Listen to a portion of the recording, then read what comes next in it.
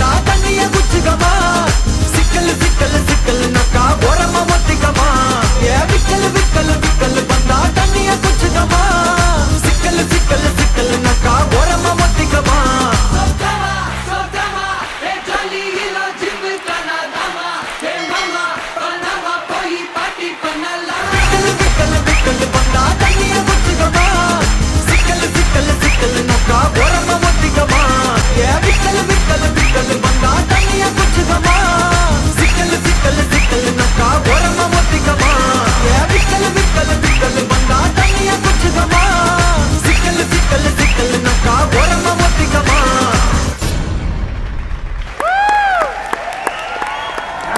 ஒரு மிகப்பெரிய ஒரு கைத்தட்டல் தித்யா.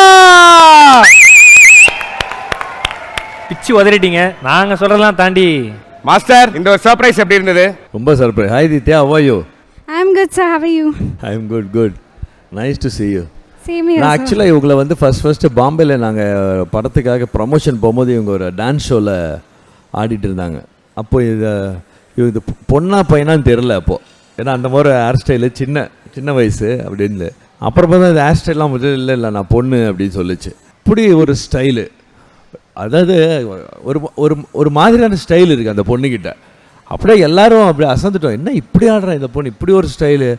அப்போ நம்ம தமிழ் படம் பண்ணும்போது நான் டைரக்டருக்கு ஏஎல் விஜய்க்கு சொன்னேன், இந்த மாதிரி ஒரு பொண்ணு இருக்குது பாருங்கள். அப்படியே மாஸ்டர் பார்த்த உடனே அவர் மாஸ்டர் சூப்பராக இருக்குது இந்த பொண்ணு, எக்ஸ்ட்ரானரியாக பண்ணுச்சு சொல்லிச்சு. அப்படி தான் நான் ஒர்க் பண்ணேன். நான் அதுக்கு அவங்க பொண்ணோட பண்ணும்போதும் நம்ம மூமெண்ட்ஸ் எல்லாம் கற்றுக்கும் போது ஃபஸ்ட்டு அவங்க கரெக்டாக ஆடிடுவாங்க, நான் தான் 2-3 டேக் எடுத்துப்பேன். ஏன்னா அந்த பொண்ணோட பிரெயின் கம்ப்யூட்டர் மாதிரி, ஒரு வாட்டி உள்ளே போயிடுச்சுன்னா தப்பே நடக்காது. அப்புறமா அவங்கக்கிட்ட தான் நான் சில வாட்டிலாம் கற்றுப்பேன், ஏய் என்ன டைமிங் இது ஒரு வாட்டி சொல்லுமா, இல்லைம்மா அப்படி சொல்லலை, இல்லைம்மா அப்படி இல்லை லெஃப்ட் அவங்க தான் சொல்லி கொடுத்தாங்க எனக்கு நிறைய 2-3 மூமெண்ட்லாம்.